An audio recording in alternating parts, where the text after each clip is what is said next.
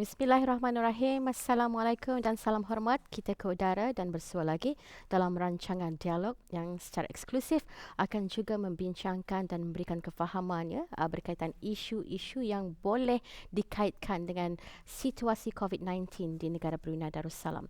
Hari ini cukup menarik juga kerana kita akan mendapatkan penjelasan antara lain mengenai dengan bidang tugas dan perkara-perkara yang juga melibatkan dan mengaitkan medical frontliners ataupun petugas barisan hadapan medical ataupun perubatan.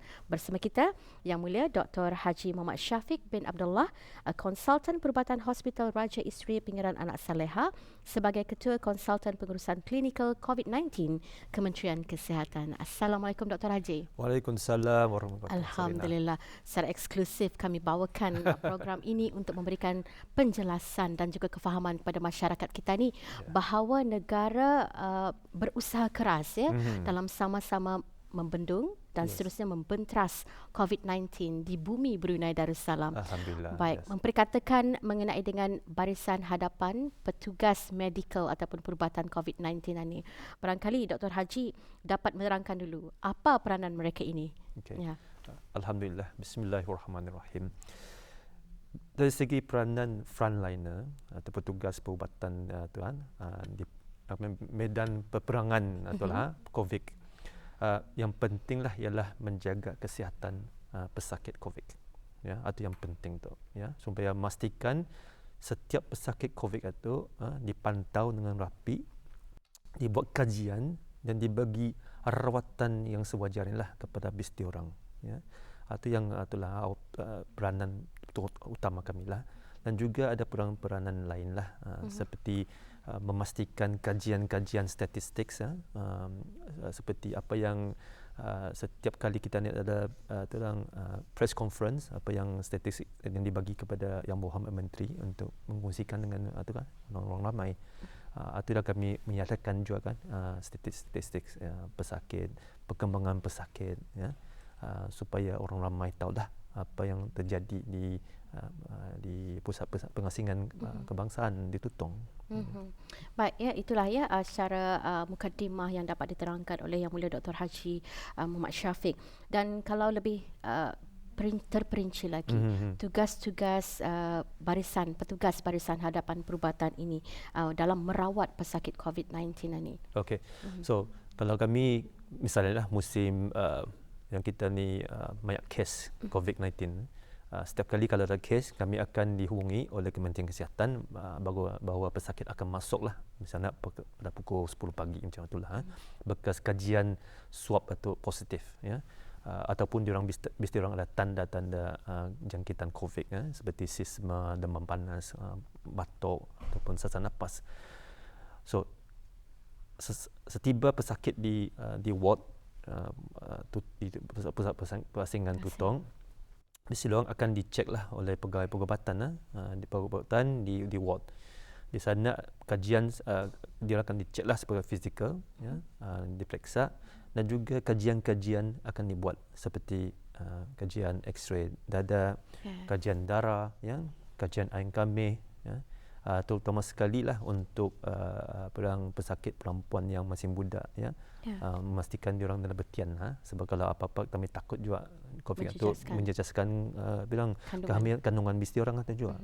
So dan juga kami pun ada sediakan macam pegawai perubatan penjaga puan, pegawai perubatan penjaga kanak-kanak, pasal ada juga yang kanak-kanak yang kena COVID-19 tu juga. So di sana dah diorang akan buat peperiksaan, akan membuat kajian-kajian. Dari sana lepas satu, dengan kajian-kajian itu kami akan runding lah sebagai satu pasukan apa rancangan rawatan yang sesuai. Pasal kita mesti ingat COVID ni, kalau kita umur COVID ni dah sampai setahun lah, sejak bulan 12 ujung tahun Desember. Setiap COVID ni umurnya masih 6 bulan saja kan. Lebih kurang. Dan juga yang seluruh di dunia perubatan ini pun ada pembezaan dia punya opinion rawatan pun lain, pendapat tu lain. Kalau di luar di US lain, di UK lain rawatan macam itulah. So kami sebagai satu pasukan kami mesti lihatlah dan merancang apa rawatan yang paling sesuai di Brunei. Ya, baik. Saya tertarik juga apabila Dr. Haji menyatakan cara ataupun kaedah perubatan yang diberikan kepada pesakit ini orang hanya dijadikan panduan apa yang dilakukan di luar negara. Namun kita ni mesti melihat juga trend jangkitan tersebut bagi masyarakat yang melibatkan warga Brunei khususnya. Dilihat mungkin simptom-simptom yang ada pada mereka ini seperti apa ni, Dr. Haji? So yang simptom-simptom jika ada lah, seperti simptom sisma ataupun demam sisma, batuk, kering, sakit kerongkong, dan juga sesak napas lah jikalau paru-paru habis diorang terkena oleh COVID-19 atau. Dan juga ada juga tanda-tanda yang ganjil lah, tanda-tanda ganjil seperti kehilangan tes makanan, berasa makanan, keciuman bau makanan hilang. Kami ada 2-3 orang pesakit macam itu tu, kedapatan COVID pasal diorang beritahu dapat kucium ni baunya, makanan langsung tercium ataupun rasa makanan langsung dah terasa. Lepas tu dicek swab test COVID positif. Dan juga ada sebilang pesakit masalah kulit, kulit tu kadang-kadang ada jangkitan macam itulah. Dari sana nanti akan dapatan ada COVID juga. So COVID ini ganjil bukannya macam sisma biasalah. Ia ada juga tanda lain lah yang perlu ada komplikasi lain mesti dipantau dengan rapi Dan yang jahat pasal COVID ini ia kira unpredictable. Artinya dia dapat dijangka. Kita dijangka kalau pesakit yang kita nampak sihat. Tapi kalau kita ni cek paru-parunya macam kita ada virus infection. Kena buat X-ray, berhijab juga X-ray-nya tu macam putih-putihan nampak macam tu. Atau yang apa yang terjadilah di luar negeri di mana pesakit yang macam itu akan masuk dengan hospital dengan tahap oksigen yang rendah, payah menapas sampai terpaksa masuk ICU dan terpaksa dibimbing dengan rawatan alat pernafasan. Bantuan. Bantuan. Kalau kita lihat jangkitan virus lain boleh pulang buat macam ni tapi jarang. Tapi kalau COVID ni yang jahatnya lah yang dapat dijangka.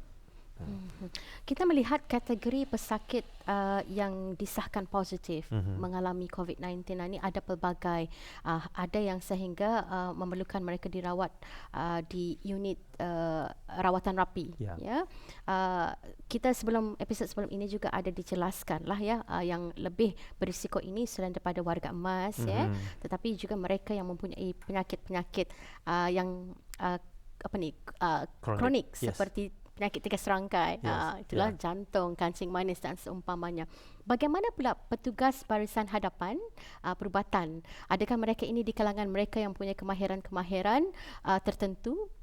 Kerana kita faham umpamanya lah kan nurses ataupun jururawat ini mereka ada kemahiran dalam bidang-bidang tertentu. Jadi kerana adanya isu COVID-19 di negara Brunei Darussalam ini, mereka ini dikumpulkan. Jadi di kalangan siapa saja mereka ni, Dr. Haji? So tadi tertaluk pada itulah penjagaan pesakit lah. Macam saya beri contoh tadi lah.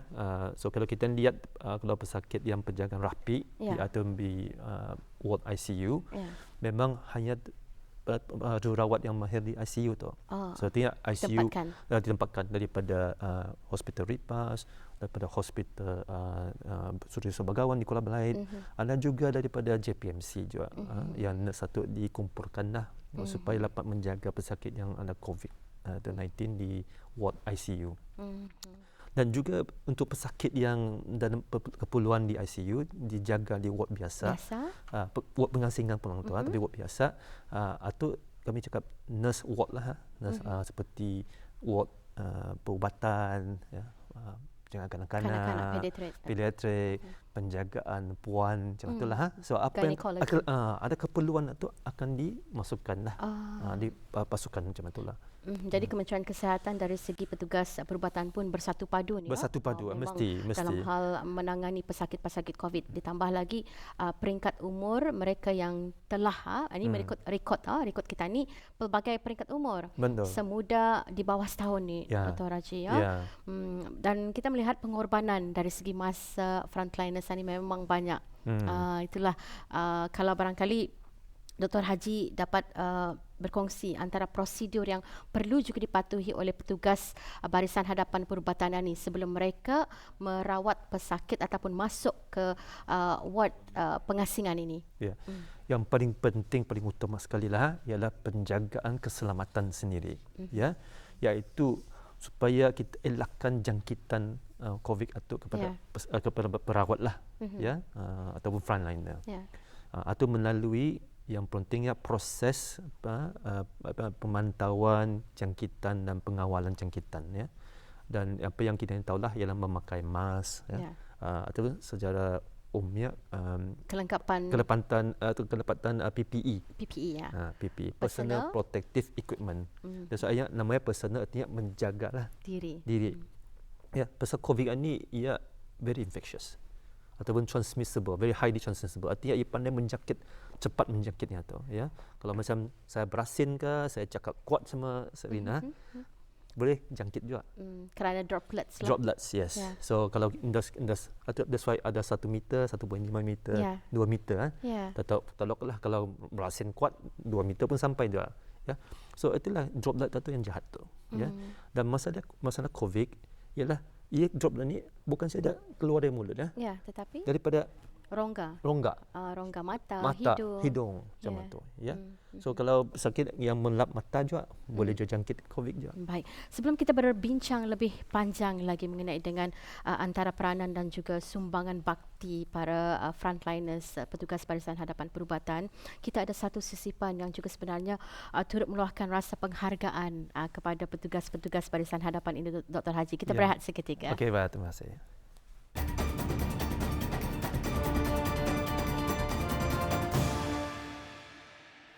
Saya ingin merekamkan setinggi-tinggi penghargaan pada para doktor dan jururawat, polis, sukarelawan dan yang lain rela berhadapan dengan risiko yang berbahaya demi menjaga keselamatan dan kesejahteraan kepada semua rakyat di negara Brunei Darussalam. Thank you. Terima kasih Barisan Hadapan. Terima kasih Barisan Hadapan.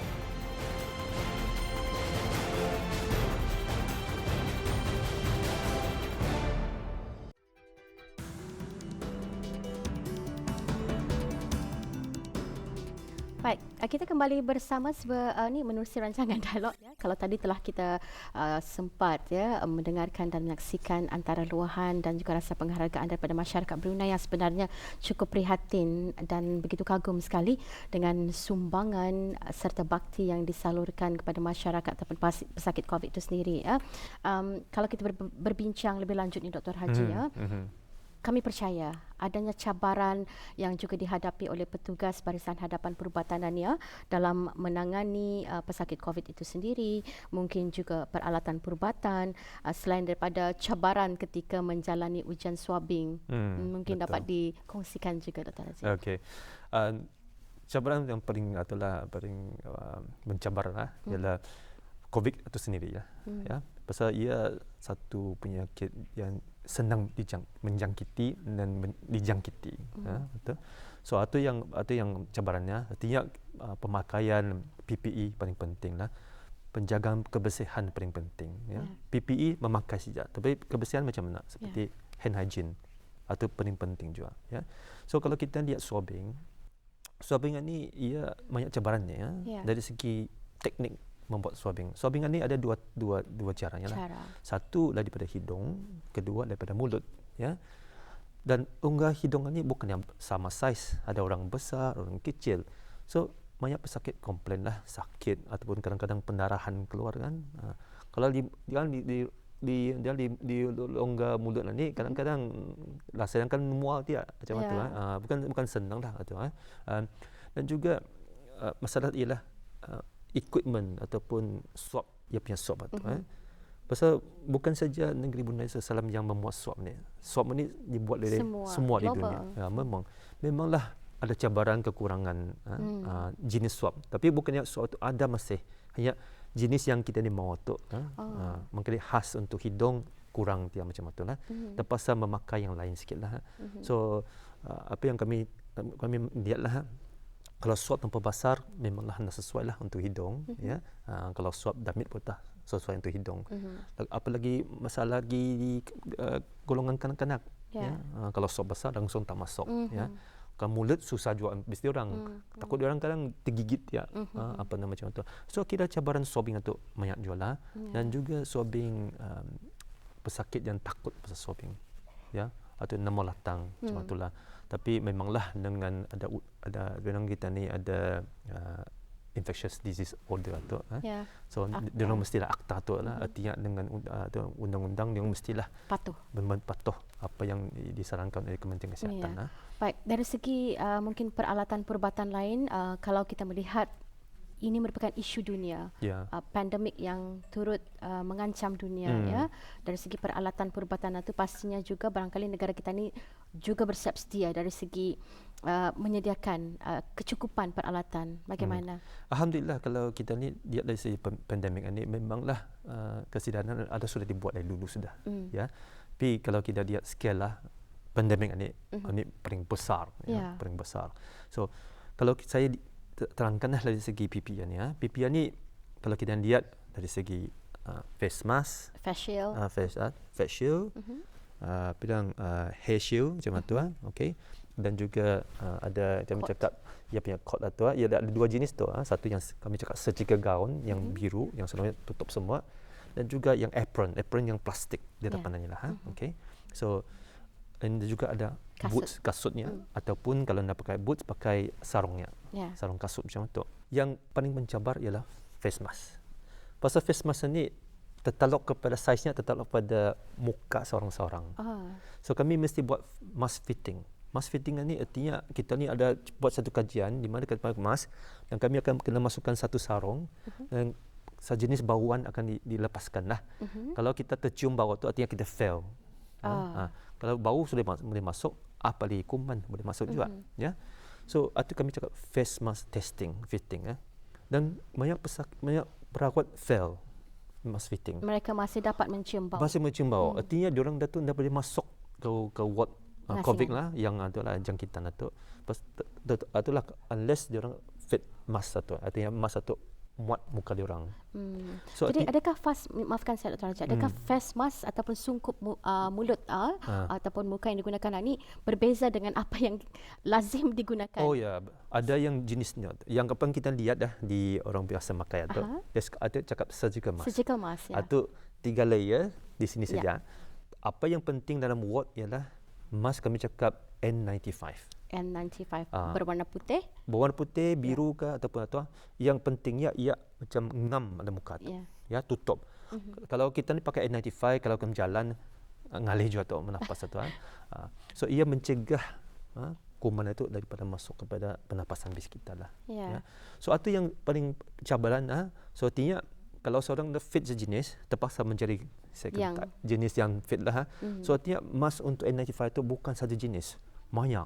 Ada beberapa saiz juga. Beberapa saiz lagi ialah saiz large, medium, small.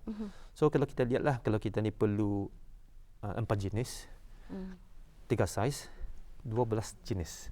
Jadi maksudnya kita ni mengalami juga sebenarnya cabaran memang dari segi kelengkapan perubatan itu khususnya bagi diri petugas barisan hadapan perubatan COVID-19 ni banyak isu yang cuba kita ni dedahkan kepada masyarakat supaya kita ni sama-sama faham betapa barisan hadapan perubatan ni berkorban, banyak berkorban bukan hanya dari segi diri mereka dari segi kesihatan tetapi sebenarnya mereka masih mampu dan masih memberikan komitmen untuk merawat pesakit-pesakit ini. Dan saya percaya peralatan ataupun pakaian PPE ini pakai buang. Adakah setiap kali nurse ataupun jururawat di wad pengasingan itu masuk, mereka akan menggunakan pakaian tersebut, PPE tersebut straight at hours punya shift ataupun jadual ataupun macam mana? So ia shift diorang dipindikkan. Kalau at hour shift memakai PPE itu tanpa panjang tu mesti diorang lah. Diorang kena pindikkan lah shift diorang ke 4 jam ke 5 jam macam tu. Sebab kalau misalnya kita pakai face mask. Pakai face mask tu satu shift satu tu. Tapi kalau kita misalnya pakai jamban keluar ke jamban kan cuci muka terpaksa buang. Semua mesti ganti. Bukan semua, yang terutama sekali yang atas saja, yang face mask satu lah. Okay. Tapi kalau yang lain tu kan air ke apa, terpaksa tukar juga. Ya. So artinya kalau dia orang masuk ke ward tu mesti bersih. Ya. Pasal ndak pesakit lain dijangkiti yang lain lagi tu. Ya. So yang jahat dia pasal jangkitan ni lah. Yang menjangkiti dan dijangkiti lagi lah. Itu yang jahatnya tu. Ya. So artinya siapa yang perawat yang masuk tu mesti bersih. Bersih untuk sendiri, bersih untuk pesakit. Itu syarat utama dan diperketatkan Dr. Haji. Diperketatkan, ya. Baik, untuk akhirnya, apa agaknya rancangan Kementerian Kesihatan sendiri khususnya bagi pihak Barisan Hadapan Perubatan lah ya, hala 7 mengenai dengan usaha untuk melengkapkan lagi petugas-petugas medik ni dengan kemahiran-kemahiran tertentu, khususnya apabila kita ni berdepan dengan isu-isu kesihatan secara global seperti COVID-19 ini. Ya, kalau kita lihat pandemik ialah penyakit jangkitan lah. Yang penting ialah proses pengawalan ya, dan itulah pencegahan jangkitan. Ataupun dalam bahasa English, Infection Prevention and Control, IPC. Itu paling penting tu. Itu yang kira asas senjata melawan jangkitan, penyakit jangkitan ya. So itu yang penting. So masa ni insyaAllah Kementerian Kesihatan melalui hospital-hospital ya, dan juga jabatan-jabatan ada mengadakan mesyuarat pasal menuding pasal IPC yang ni lah. Artinya melihatlah apa dari segi kesediaan, apa dari segi hand hygiene, mask fitting, environmental screening, apa yang swab lagi apa kan macam itulah, swabbing, apa yang equipmentnya, apa semualah dari segi proses sampai barang itu. So kalau ada terjadi lagi pandemik, insyaAllah kalau kita ni sedia, kita ni sedia sudah macam itu. InsyaAllah. Baik. Saya percaya sebenarnya lebih banyak ingin kita ketahui lah dalam hal kita ni mendalami tugas-tugas dan usaha Kementerian Kesihatan yang sebenarnya pada ketika pandemik COVID-19 melanda negara Brunei Darussalam, mereka ini menjadi tumpuan dan mereka ini yang kita katakan sebagai unsung heroes. Banyak istilah-istilah yang cukup indah yang cuba kita ni berikan kepada Barisan Hadapan Perubatan COVID-19 di negara kita ni. Dan terima kasih kepada Dr. Haji dengan perkongsian dan penjelasannya. Ya. Baik, itu ada kita bawakan dalam episod dialog kali ini di mana kita lebih mendekati Barisan Hadapan Perubatan frontliners, medical frontliners COVID-19 bersama dengan Yang Mulia Dr. Haji Muhammad Syafiq bin Abdullah, konsultan Perubatan Hospital Raja Isteri Pengiran Anak Saleha yang juga merupakan Ketua Konsultan Pengurusan Klinikal COVID-19 Kementerian Kesihatan. Untuk episod yang akan datang, ada lagi beberapa isu yang cuba kami bawakan kepada auda semata-mata untuk kefahaman dan juga pemerhatian masyarakat Brunei. Kita jumpa lagi. Assalamualaikum dan salam hormat.